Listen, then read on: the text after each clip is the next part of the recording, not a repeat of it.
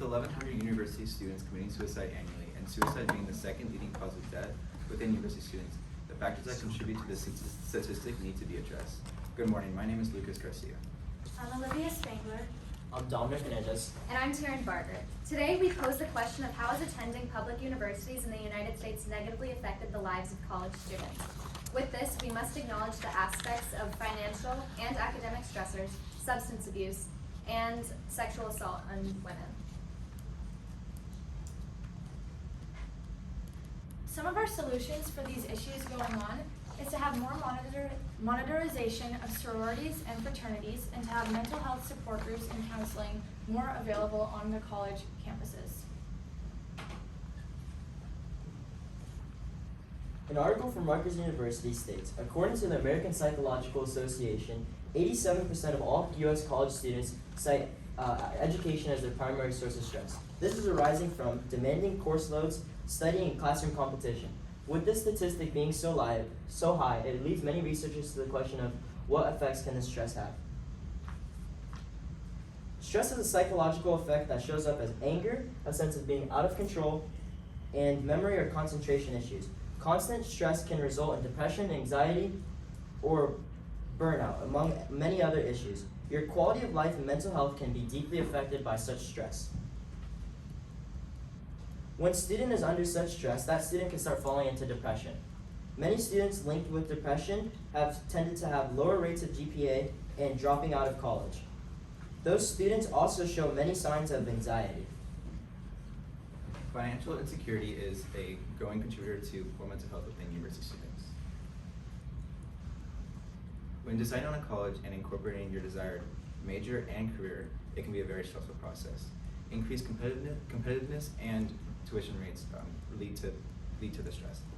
As you can see in this graph, there has been a recent increase in tuition rates, and that goes for all colleges. Because of this, students who want to be competitive in college but are limited by their financial situation are bound to face poor mental health in their future. According to Mental Health of America, 70% of college students are stressed about finances. While attending a college or university, it's common for students to take on a job too because of the expenses they face in college and in the future. However, a working schedule can lead to an increase in stress in trying to maintain grades while also taking away time for activities that are meant to bring down the stress in college. Some of these include hanging out with friends or taking time to do personal hobbies, all of which are diminished by a working schedule. Similar to Dominic's perspective about how having an intense academic workload can lead to an increase in stress, your schedule outside of academics can also have the same effect. According to the psychological toll of student debt, it states their inability to pay has dire financial consequences, which can make it difficult to be approved for housing and certain jobs. When students graduate and pursue their career, they don't expect to be in a worse financial situation than if they were to never attend college in the first place. Spending many years for a degree only to be placed in an extreme financial situation can have a major mental health setback for graduating students. To elaborate further upon what Dominic and Lucas said, dealing with financial and academic stressors can lead students to fall into alcohol and drugs. After high school, 60% of students choose to follow the collegiate route to find success. 80% of these students have experimented with alcohol. An almost equal percentage has been under the legal drinking age of 21. Both studies displayed here compare the results of college and non-college students' effects with alcohol and drug abuse.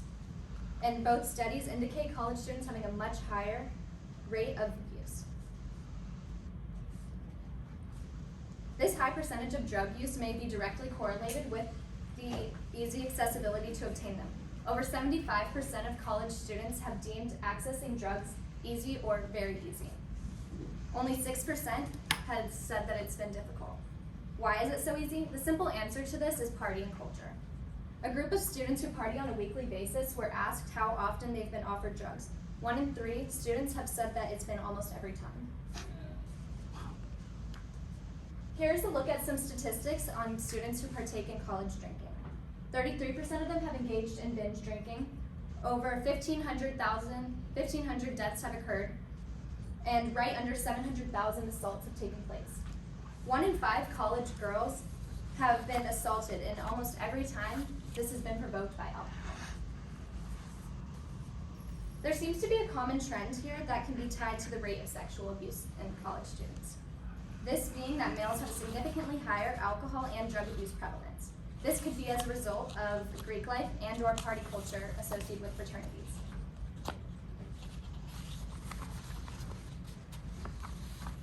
Ring Statistics gathers information from the National Crime Victimization Survey and sees if sexual assault is more prominent inside or outside of the college atmosphere.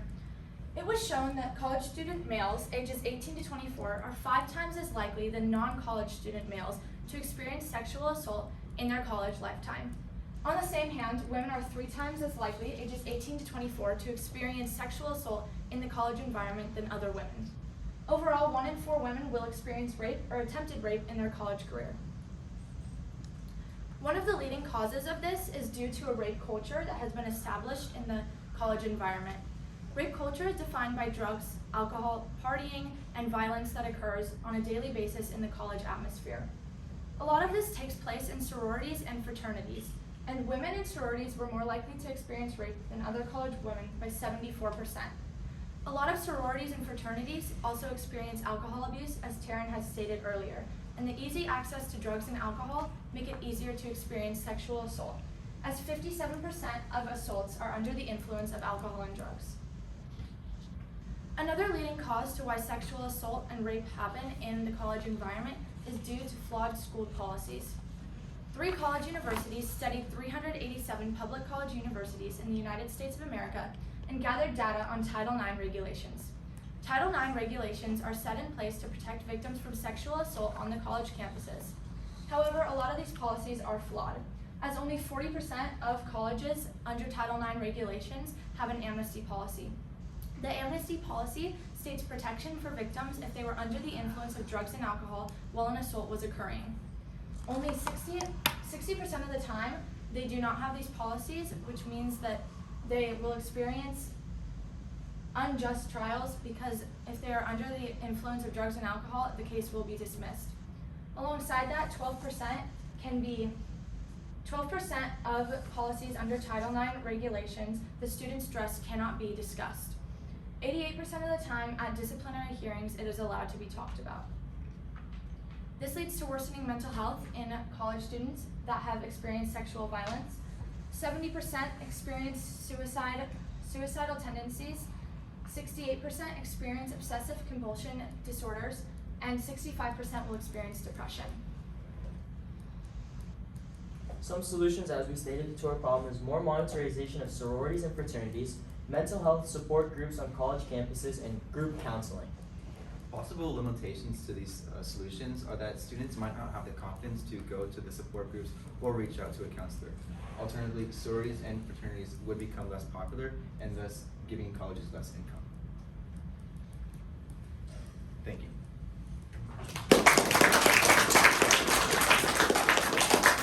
If you guys would just scoot together. You don't have to step up, just scoot together. I don't remember what side we're supposed to start on. Remember. We'll start with you. Thank you, Taryn. Describe an argument from one of your peers' individual reports that makes you think differently about the solution you guys came up with. Okay, so Lucas's perspective on financial struggles have helped me change my perspective, because whenever people are struggling financially, it leads people to not want to go to college, but when this happens, it makes people feel worse with their mental health, leading them to fall more into drugs and alcohol. All right, thank you. Tom, you're next. If you had another team member that, if you had another team member, what perspective or limitation could they have reached that would have made a useful contribution to the project? If we had another team member, we would have added the perspective of like how your family life and stuff coming into college would have affected your mental health, like already going into this college. All right. Lucas, what is a way in which your team's solution makes you think differently about the work you did? It makes me think differently because if considering all of our perspectives, they are very broad Like, for example, I'm talking about financial struggles, while Olivia talks about sexual abuse. Although they fall under mental health, they are very different in their own ways.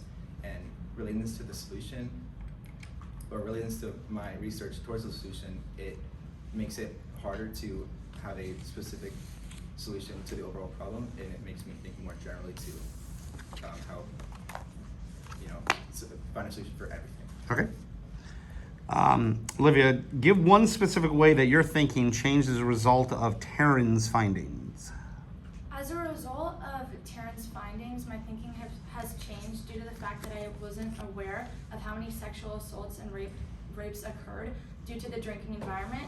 When Taryn brought up party culture, I realized that a lot of rape culture stems from party culture, and so this allowed me to further elaborate on my evidence from sexual assault violence in college.